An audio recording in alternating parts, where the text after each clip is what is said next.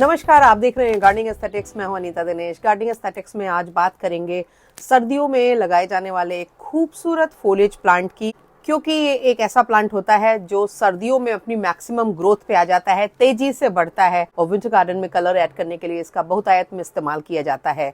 और ये है पोल्का डॉट प्लांट की छोटी छोटी पत्तियां होती हैं, हेज की हाइट का, ये छोटी हेजेस के जैसा ये प्लांट होता है जिसपे बहुत सारे कलर कॉम्बिनेशंस आते हैं, बहुत सारे अच्छे वेरिएशंस आते हैं। कुछ ऐसी सरप्राइजिंग और काम की बातें मैं आपको इस वीडियो में बताने वाली हूँ जो शायद आपको पहले किसी ने नहीं बताई होगी, क्योंकि ये बातें वही बता सकता है जिसने सालों साल इनको लगाया होगा, इनको नर्चर किया होगा, इनको सेव किया होगा, इनकी कटिंग्स बनाई होंगी। सबसे पहली और सबसे इम्पॉर्टेंट बात मैं जो आज आपको बताऊंगी वो है हाइपोस्टेज यानी कि पोल्का डॉट प्लांट एक पेरेनियल प्लांट है, खास करके नॉर्थ इंडिया के लोगों के लिए।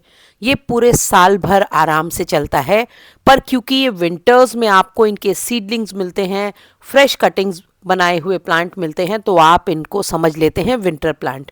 पर ये पेरेनियल प्लांट हैं, साल भर चलते हैं, इसलिए आप इनको सीजनल प्लांट के नज़रिए से मत देखें।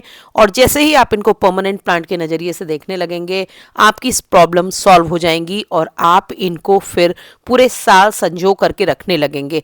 वो बात अलग है कि हर प्लांट का एक बेस्ट ग्रोइंग पीरियड होता है, और इनका जो पीरियड होता है वो फरवरी से लेकर के और अप्रैल तक इनका बेस्ट ग्रोइंग टाइम होता है। इस समय ये सबसे ज़्यादा खूबसूरत और लश दिखाई देते हैं। और आज जब मैं अपने पोल्का डॉट प्लांट की कटिंग से ग्रो किए हुए प्लांट्स को रिपोर्ट कर रही थी, प्लांट कर रही थी, तो मेरे दिमाग में आया क्यों ना मैं एक ऐसा वीडियो बनाऊं जिसमें आपको इसके प्रोपगेशन से जुड़े हुए फैक्ट्स बताऊं, क्योंकि मैंने ये पाया है कि ये बहुत ही आसानी से प्रोपगेट होने वाला प्लांट है। बस आपको कुछ चीज़ों का ध्यान रखना पड़ेगा, और अगर आप इन चीज़ों का ध्यान रखेंगे तो आप ना सिर्फ अपने पुराने प्लांट को गर्मियों में भी मेंटेन रख पाएंगे, बल्कि आगे चल के आप इन प्लांट की फ्रेश कटिंग्स ग्रो कर पाएंगे, और धीरे धीरे करके आप इन हाउस इन प्लांट को ग्रो करने लगेंगे। यानी कि फिर आपका ये जो इनको खरीदने में खर्च होता है वो बंद हो जाएगा, और आप इनको अपने पास से ही बनाते रहा करेंगे। भी मैं इस पर एक वीडियो बना चुकी हूँ जो आपको एंड कार्ड में आता मिलेगा, तो बहुत सारी चीज़ें जो आपको ये लगे कि इसमें मैंने स्किप कर दी है उसमें जाकर के देख लीजिएगा। ये जो वीडियो है ये मेजरली प्रोपगेशन को लेकर के है, खास तौर पर कटिंग से प्रोपगेशन को लेकर के। सबसे पहली कटिंग मैंने अपने पोल्का डॉट प्लांट की अक्टूबर में तैयार की थी, और ये देखिए ये मेरा पुराना एक मदर प्लांट था जिससे कि मैंने नई कटिंग्स बनाई थी और इनको बड़े ब्लैक पॉली बैग्स में लगाया था, क्योंकि 3-4 महीने में उस समय ये धीरे धीरे कटिंग्स ग्रो होती हैं, और मैं चाहती थी कि ये जब अच्छी बुशी हो जाए तब इनको मैं 6 इंच के पॉट में ट्रांसफ़र करूं, और इसलिए मैंने इनको बड़े पॉली बैग में लगाया। कटिंग सिंपल जैसे नॉर्मल कटिंग करी जाती हैं उस तरह से कटिंग की, थोड़ी बड़ी कटिंग्स ली और इन कटिंग्स को बिना रूट हार्मोन के लगा दिया, क्योंकि ये जो मौसम होता है इसमें इनमें रूटिंग बहुत तेज़ी से होती है, तो ज़रूरत नहीं होती है। पर अगर आपकी कटिंग्स चलती ना हो और आप कटिंग्स को सक्सेसफुली ग्रो नहीं कर पाते हो, तो आप रूट हार्मोन लगा सकते हैं। इन बड़े पॉलीबैग्स में लगी हुई ये कटिंग आप देखिए, और आज जब मैंने इनको रिपोर्ट करने के लिए इन कटिंग्स को पॉलीबैग से निकाला तो इनमें रूटिंग देखिए कितनी फैंटेस्टिक हो चुकी थी। खूब घनी अच्छी रूट्स आ गई थी। पोल्का डॉट प्लांट में बहुत ज़्यादा घनी रूट्स होती हैं, जितना नीचे रूट घनी होंगी उतना ऊपर आपका प्लांट थिक और बुशी दिखाई देगा। अब मैंने इसको प्लांट को रिपोर्ट किया, और रिपोर्टिंग के लिए और कटिंग्स लगाने के लिए लगभग एक ही सॉयल मिक्स यूज़ करती हूँ, जिसमें लगभग 40% के करीब सैंड यूज़ करती हूँ, 40% के करीब गार्डन सॉयल, और 20% पे मैं वर्मी कंपोस्ट यूज़ करती हूँ, क्योंकि मुझे वर्मी कंपोस्ट सबसे ज़्यादा कन्वीनियंट और सबसे ज़्यादा सेफ़ लगता है। क्योंकि वैसे तो आप काऊ डंग मैन्योर भी यूज़ कर सकते हैं, आप होम कंपोस्ट भी यूज़ कर सकते हैं, पर मुझे जो कन्वीनियंट लगता है वो वर्मी कंपोस्ट लगता है। और दूसरा मुझे लगता है पॉट में लंबे समय तक टिकी भी ये रहती है। जब मैंने इनको टेराकोटा के पॉट्स में रिपोर्ट किया, आप इनको प्लास्टिक के पॉट में रिपोर्ट कर सकते हैं, छोटे नर्सरी पॉट में रिपोर्ट कर सकते हैं। ये प्लांट अच्छी घने प्लांट्स हैं। इनको थिक और बुशी बनाने का तरीका ये होता है कि आप इनकी टिप्स को प्रून करें। बहुत हार्ड प्रूनिंग नहीं करनी है, नहीं तो प्लांट स्ट्रेस में जाएगा और ख़राब हो जाएगा।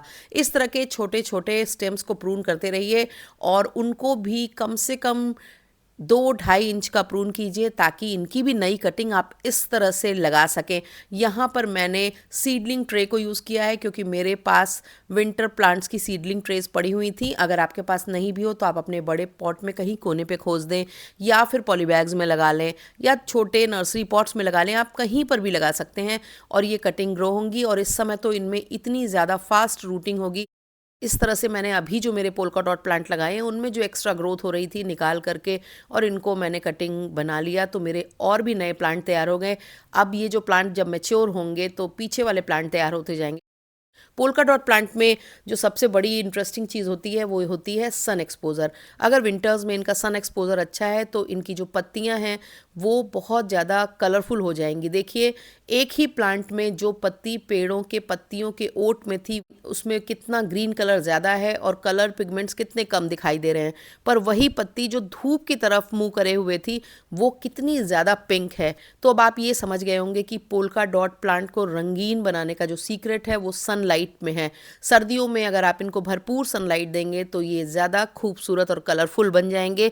गर्मियों में क्योंकि इनमें क्लोरोफिल ज़्यादा बनता है तो पत्तियाँ ग्रीनर साइड में ज़्यादा हो जाती हैं, पर सर्दियों में ये जो कलर पिगमेंट्स हैं ये प्रोमिनेंट हो जाते हैं जो इनको ज़्यादा खूबसूरत बनाते हैं। तो ये ध्यान रखिए कि सर्दियों में इनको एक अच्छी सनलाइट एरिया में रखिए। पॉट का साइज़ अपनी मर्जी से चुनिए। आप इनको ग्राउंड्स में भी लगा सकते हैं, आप इनको हेजेस की तरह भी लगा सकते हैं और साथ ही साथ आप इनको मग प्लांटर्स में, हैंगिंग बास्केट्स में कहीं पर भी लगा सकते हैं। इसके लिए जो बेस्ट फर्टिलाइज़र होता है वो होता है NPK 19-19-19 और 20-20-20, पर बहुत ही माइल्ड डोज में आपको इनको देना होगा।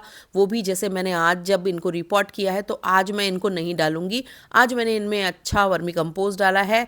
10 दिन बाद जब मुझे लगेगा कि ये रिपोर्टिंग शॉक में नहीं गए और अच्छे से चल रहे हैं तब मैं इन प्लांट्स में एक हल्की सी माइल्ड डोज NPK की दूंगी सो दैट कि ये और ज़्यादा थिक और बुशी बने। पर उसके पहले आज मैं इनकी जो थोड़ी थोड़ी एक्स्ट्रा ग्रोथ ऊपर दिख रही है उसमें से 2-4 को हटा दूंगी ताकि ये और भी ज़्यादा तब तक बुशियर हो जाएं, क्योंकि तब इनमें केमिकल फर्टिलाइज़र देने से इनमें नुकसान होने का डर भी नहीं रहेगा और मौसम भी हल्का सा गर्म हो जाएगा। तो ये प्लांट बहुत ही अच्छा कलर भी देंगे और बहुत ही थिकर और बुशियर दिखाई देंगे और स्प्रिंग के सीज़न में फिर ये काफ़ी ज़्यादा खूबसूरत लगेंगे। गर्मियों में आप इनको लो सनलाइट या मीडियम सनलाइट एरिया में शिफ्ट कर दीजिए, ये वहाँ आराम से चलते रहेंगे। सर्दियों में आप इनको फुल सनलाइट में रखिए और ये बेहतर रिजल्ट देंगे। अब एक प्रॉब्लम आती है पत्तियों के ऐंठने की, क्योंकि इनमें अक्सर बहुत सारे लोगों के पोल्का डॉट प्लांट की पत्तियाँ ट्विस्टेड और टेढ़ी मेढ़ी हो जाती हैं। आप इनमें माइक्रो न्यूट्रिएंट डालिए, चाहे आप ग्रैन्युलर डालिए, चाहे आप सीवीड फोर्टिफाइड डालिए, चाहे किसी भी तरह का माइक्रो न्यूट्रिएंट यूज़ करिए, पर मिट्टी में माइक्रो न्यूट्रिएंट डालिए और देखिए पत्तियाँ चौड़ी, खूबसूरत और शाइनी दिखाई देंगी, उनमें कलर भी बेहतर आएंगे। मैंने छोटी कटिंग्स लगाई थी, वो मुझे लगता है होपफुली 10 से 12 दिनों में उनमें रूट्स आ जाएंगी।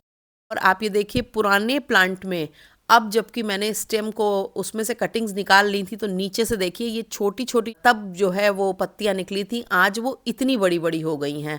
और कटिंग वाले दिन जब मैंने इनको निकाला था तो ये इनमें ऐसी छोटी ग्रोथ शुरू हुई थी कुछ दिनों बाद, और आज ये जो पत्तियां हैं ये बढ़ कर के इतनी बड़ी हो गई हैं।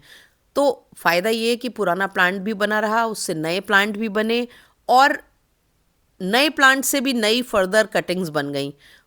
इस तरह से जब एरिया आपके पास ज़्यादा हो, प्लांट की ज़्यादा ज़रूरत हो, तो आप मेरा जो फॉर्मूला है उसको यूज़ करके अपने प्लांट्स को मल्टीप्लाई कर सकते हैं, उनको बड़ी तादाद में उगा सकते हैं।